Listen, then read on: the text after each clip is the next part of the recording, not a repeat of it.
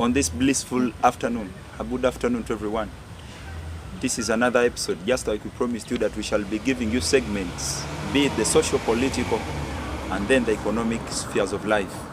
Today we are live on the Ultra Digest Media. You can follow us by tapping on that red button.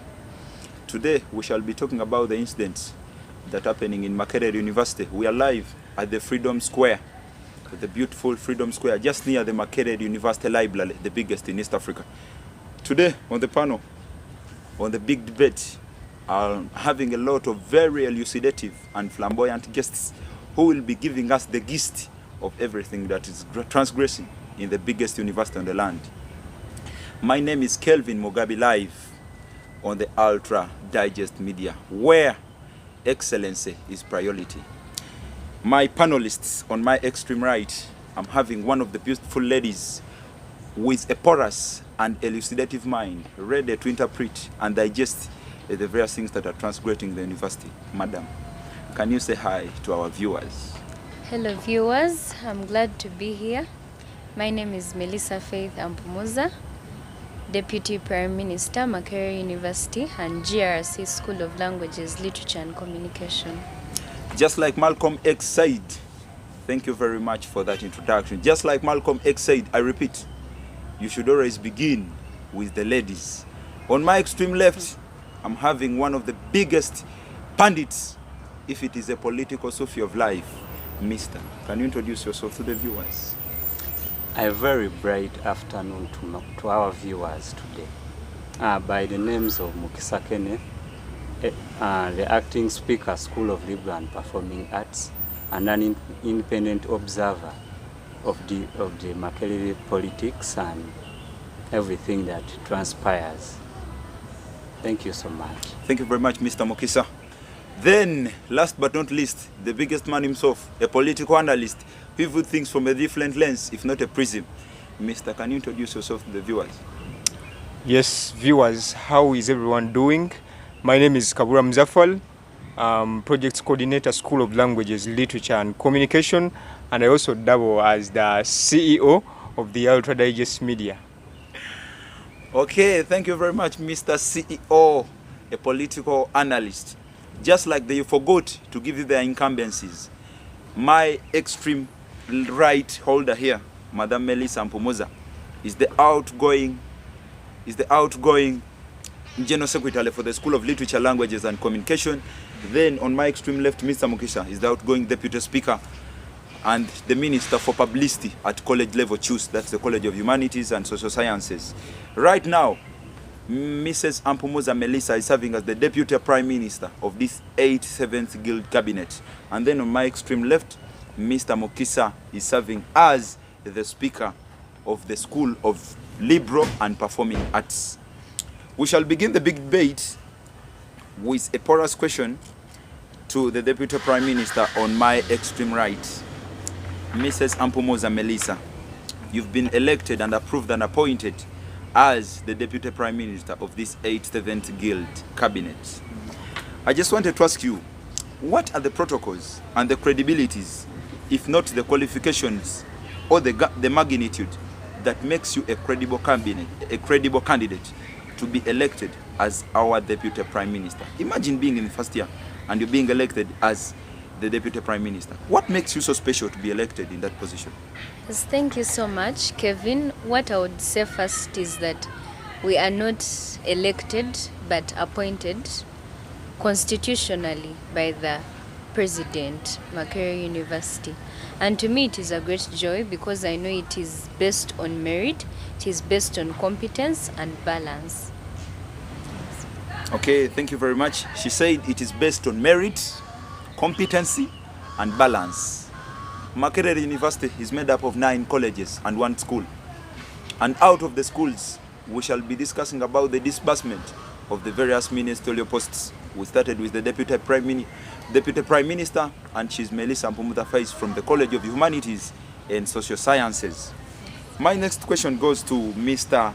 Mukisa, the incumbent speaker for the School of Liberal and Performing Arts. Mr. Mukisa, in a personal prism and point of view, how fair is the list And how fair is the disbursement of these positions, especially if we are regarding issues of college and then halls of residence? I think the question would be, I don't think we should go in a narrative of how fair, because we're looking at a point where we're having 120 members in the House that are fighting for 19 ministerial posts. So the question of our fairness, I don't think would be uneasy to discuss, because you look at out of the 120 ministerial GRC posts that are in the House, they are fighting for 19 ministerial posts. You look at 100 people. You look at the good president still in addressing grievances from 100 people who didn't get the ministerial posts. Yes. You get. So I think the question should be on the merits and not how fair, because it has never been fair, it will never be fair, and it is not fair. This is a quote from Mukisha, the current speaker from the School of Liberal and Performing Arts. By the way, I just want to pose a disclaimer. The views in this video are not associated to this YouTube channel, but personal prism views. So take care of that. Mr. Kabuulwamuzafaluh, a senior political analyst. We are gifted and privileged to have you on this panel today. You saw the competition that transgressed at SLLC. If not one of the tightest races in the GRS elections at Makerere University, it's second to none. You saw the competition between Mrs. Ampumuza Melissa Faith and Mute Sadija for this GRC post. I just want you to elucidate and clarify on that point, especially what we saw. How comes that one was dropped and then the other was appointed to be a deputy prime minister, yet I see that all were credible candidates for the different ministerial posts? Thank you, the moderator. That is a very hard question to discuss about, but I'll give you my personal opinion about it. You know, it takes a lot for the president to sit down and choose someone into a position. They don't just easily pick that, let me take this person for the position. They look at very many things. And when you look at the wider angle of it, we cannot all be the same. So there might be some qualifications that Melissa had and Hadija did not have. That made the president to decide and give Melissa the position. But then, on the other hand, you look at the words that are going around the Choose College. Of course, Hadija put a very heavy competition in the GRS series, which has, I think it is something that is surprising. It is something that has taken years to be seen for someone to put that much effort in the GRS series. So the voters expected a lot. The people who voted for her expected a lot, and they thought that it is going to be obvious. Since our candidate is a powerful one, according to them, they expect that this person is going to receive a post from the president. But that's not how the thing is. No matter how close you are to a president, why don't you think the president brings all his brothers? Yoweri Kaguta Museveni. Why don't you think that he brings all his brothers into the post? He has brothers, but he doesn't bring them simply because they don't have the qualification. Yeah. That is a diplomatic way. But when I look at the other angle, of course, there has been talks going around that Melissa is a good friend to Shamim. You would also look at that, because if I also have the post, I would not choose someone else. I would not choose someone else who's not near me. Of course, I have the trust, and you can see the position. Melissa is given deputy prime minister. Imagine, in year one, you get deputy prime minister. That thing is kinda, as in, it takes a long time to brainstorm. So you can also look at that angle. Okay, thank you very much, Mr. Muzafaluh. I've got one thing out of his narrative. I think it is a matter of competency. I just want to pose an open question to everyone, especially the big panelists on the debate today. According to each and everyone on this panel today, in your personal prism and lens, what could have been the factors and the criteria for the appointments and the position disbursement, especially in this cabinet? Provided you're the guild president, what could you have rendered? What could you have given maybe first priority if you're selecting the different ministers to represent the various students and the different colleges, if not halls of residency, on this guild cabinet? What could have been the factors you could have put in place or considered to appoint the different members on this cabinet? I'll begin with Mrs. Melissa. Yes, thank you so much, Kevin. And just like we said, our first point would be merit.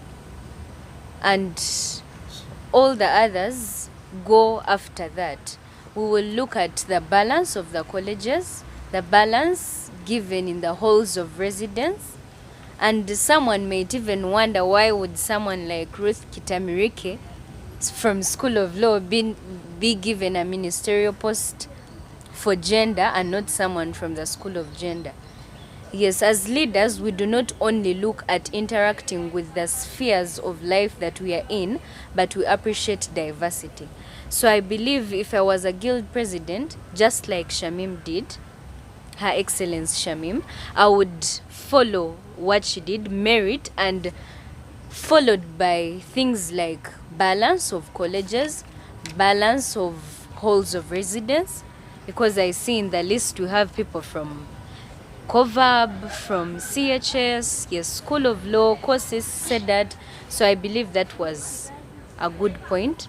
Halls of residence, I see people from Nkuruma, Minister of Finance from the University Hall, and that is balance. And as well, when you are choosing a team, just like President Museveni chooses his ministers, the ministers of the country after the elections have been done, I believe that he chooses people that will stand firm and consolidate the team and the duties that a certain team or the team that is in power has to execute the duties that they are intending to thereafter.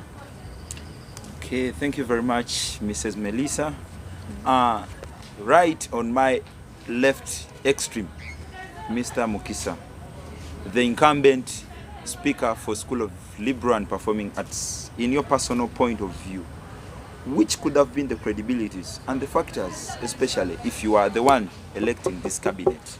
What could you have considered, especially to elect and appoint the different ministers for the different deterring positions? Thank you so much, our moderator, for giving me a chance to dissect matters of this great issue today. The criteria, first of all, I wouldn't be so different from Honorable Melissa. First of all, we look at merit. And if I'm to follow the question they asked me, and they didn't ask me whether they followed the right criteria, but they asked me what are the criteria. So, in your personal opinion? In my personal opinion, we look at merit in the first place, and then we look at balance.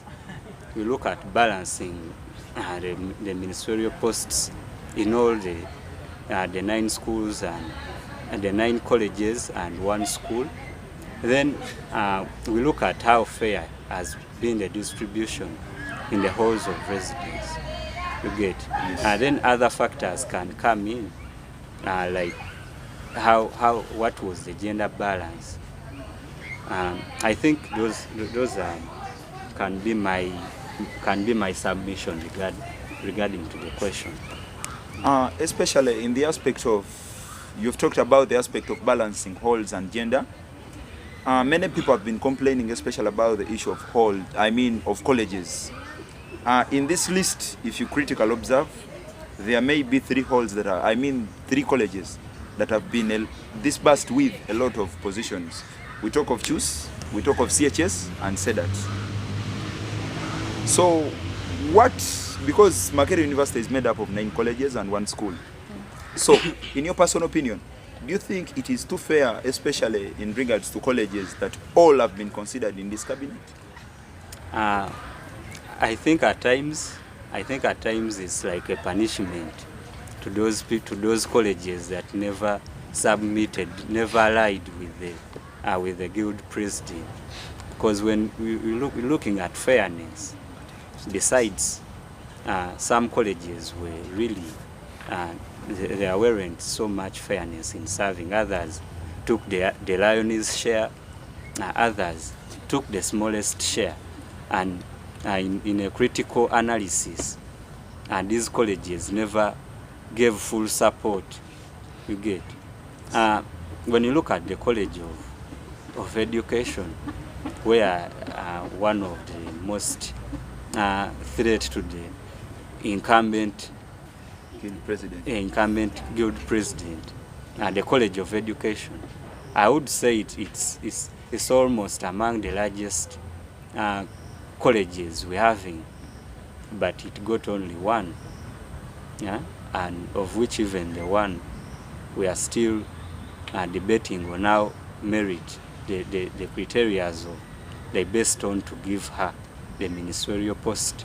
So I think there was some unfairness, though when you look on the other side, at times the interests of the guild presidents fail to calculate with the balance, and you find that the interests of the guild president are overweighing the balance, you get, and calculations are failing to add up.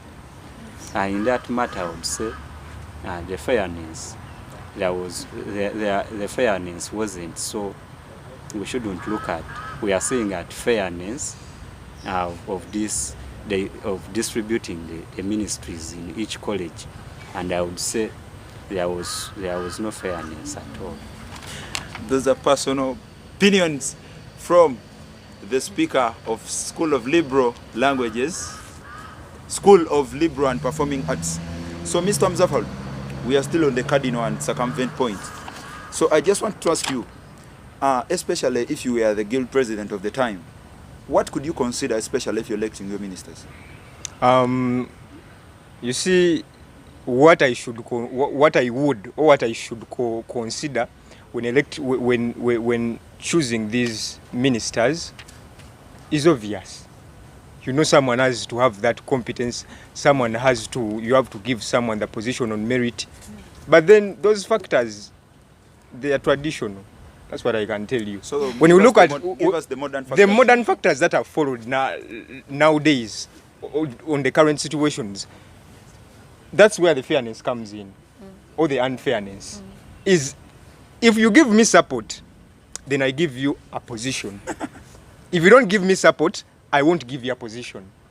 We should look at that aspect, because how do I gain trust in your college if at all you did not give me the support? We should also look at that point of view, because you look at these 9 colleges and you gauge, you go and look into that. You look for where you got the support most. Now, when you find a college, or when you go to education, they also had their candidates there. So it displays the fact that the students at the education, most of them were already decided that we are going to front these candidates and not you, the guild president. So when you're distributing these posts, you also have bias. Yes, you have bias. You look at someone who supported you, and you have already made promises. Remember, when you look at the model of elections in Makerere, at most it's who influences who, and sometimes it's on the door-to-door campaigns.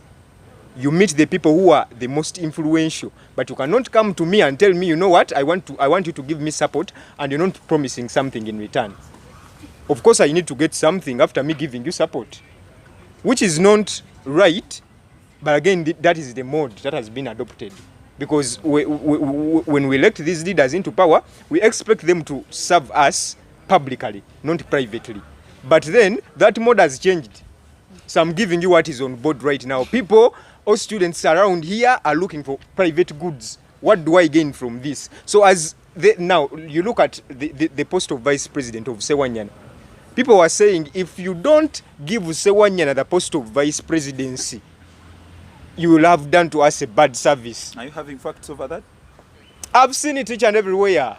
and people who are updated know that it has been transpiring. Melissa, you were in the cabinet. I've seen on certain media channels. Now, when you go to USA Media, he made a post, I think, was it on the swearing day?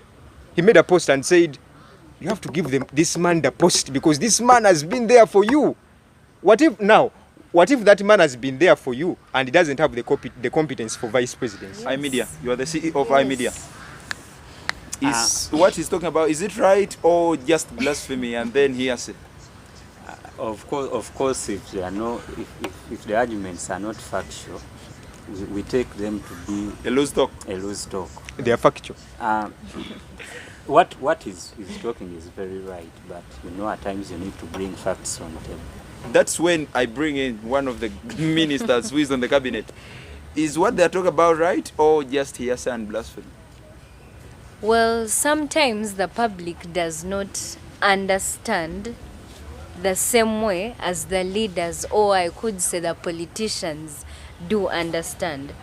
We have had an instance whereby the electorate, or the people that vote the leaders into power, don't really understand the atmosphere that is there. So there's a different understanding of things, but as well competence, just like he said, it is like a traditional point. But in that way, we take it that it cuts across. It should cut across, so we will have like a pool of competent people, and then we set the other points to consider besides, and then try to match. Now, like on the issue of College of Education, I feel like they might not have very many people allocated to ministries, but this is a big ministry. Academics affairs. This is a big ministry, and I believe Honorable Nachimbo Winfred is not going to just work alone, but also have views of the people that are under the School of Education. Okay, Melissa, that's when my question comes in for you. What do you talk about the incident of the guild president and the vice guild president coming from the same college? That's the College of Health Sciences. Yes.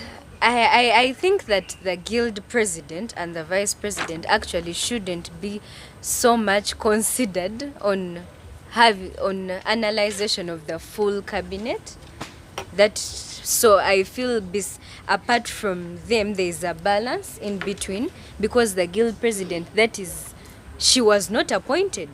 She was elected constitutionally. Yes, constitutionally, and it was the choice of the common Makererians to have their next guild president come from the School of Health Sciences. So I don't think that is a matter to discuss. Okay, Melissa, that's when again I bring a fundamental question to you. Yes. Many people are looking up to you because being in first year and elected, you were appointed as the Deputy Prime Minister is such a privilege and honor to the School of Literature, Languages and Communication and choose as a whole. Melissa, what should we look up to, especially in your service delivery? Because being a Deputy Prime Minister means you can tap a lot of resources and then services for the common Makererian at CHOOS and SLLC in particular. What should we wait in your year of service? What should we expect from your position of being the Deputy Prime Minister in this 8th Events Guild cabinet? Okay, well, I would say that in my position as Deputy Prime Minister, it mainly looks at impact, influence, and yes, I've forgotten the other I, but mainly I'm looking at influence. How do I pick on the other year one, that is my fellow year one, that is as ambitious as I am? How do I pick on also a year two that has to or wants to go forward? How do I pick on the other year one that is in their vacation and they are looking at pushing way forward? So I would say that in my place, in my service delivery, I would look at building other leaders, building successors, pushing people to opportunities. My idea from the beginning is to make School of Languages, Literature and Communication great because the potential is there, and I am a testimony of that. So it is linking opportunities and sharing them, and good service delivery. We should then expect a lot in her tenure in office because she's such an ambitious lady. Mr. Muzafaluh, a political analyst, Do you see the cabinet relevant? Talk about the instances of the class reps, talk about the instances that are transgressing in Makerere University. Is it fair enough? Has the projects that have been embarked on being fulfilled? Talk about that instance. You cannot gauge or you cannot decide right now that it is irrelevant So before seeing their works. Should we be optimistic that the cabinet is going to deliver this time around? At least as we start at the genesis, we should first expect that they are going to do better. Then along the way, it's where we are going to ask questions. But right now, I think what we should be doing is remind them or to advise them on the projects we think would work out for us. Like? Now, when you look at the Ministry of Academics, this is a very sensitive ministry, as she said, that if it is given to the College of Education, at least it's enough for them, because it's very wide. It's very, very wide. Now, we would right now, like, we would like to extend a loud voice to the Minister of Academics that please, we have projects that we want you to push on. We accept that you also have your own agenda you're pushing, but we have projects like the issue of class reps.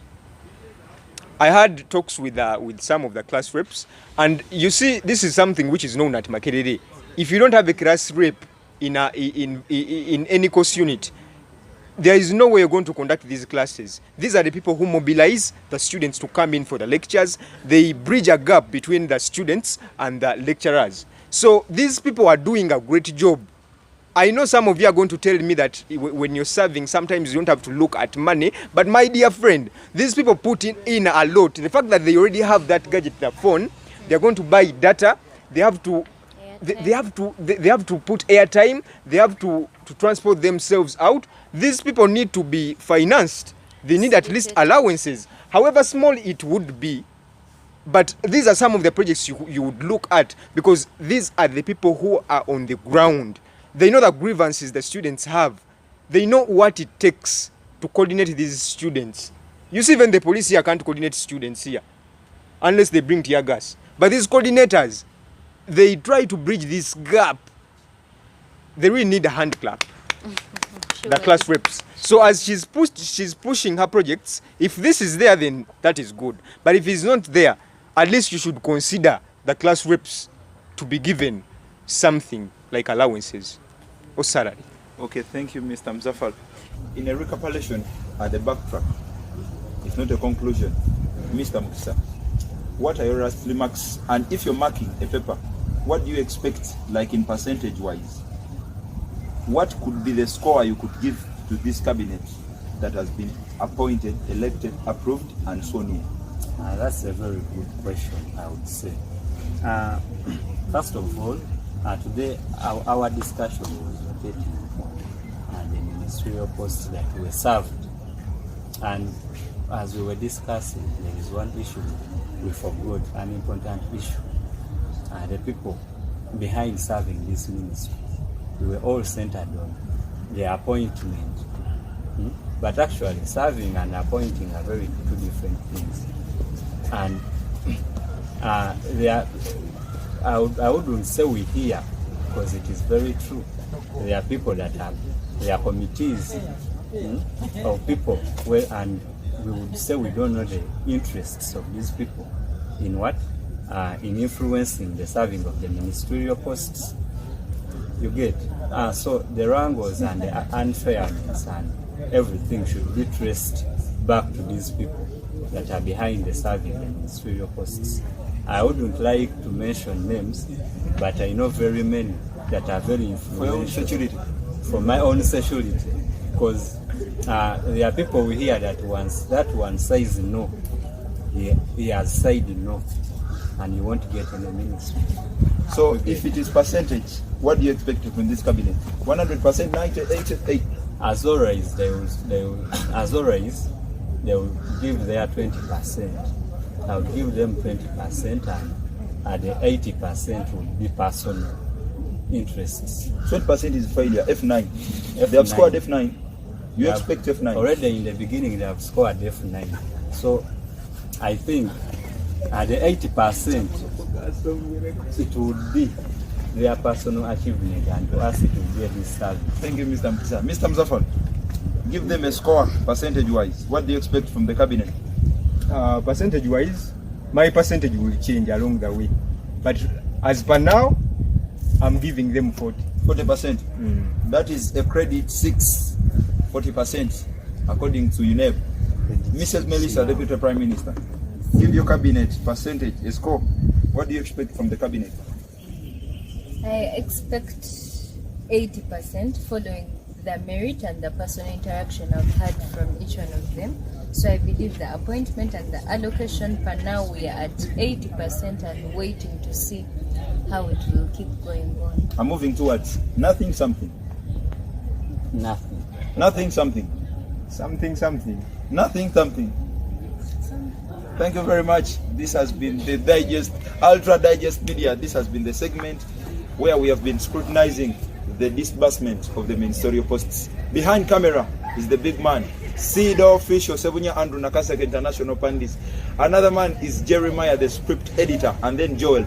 Those have been the unsung heroes of the day. Thank you very much. This is the Ultra Digest Media. You can follow us by subscribing to our YouTube channel, where you'll be receiving notifications on the various circumstances and instances we shall be discussing in the time. Thank you very much. This has been the segment at the Freedom Square. Makerere University, we build for the future. Thank you very much. Truth every day.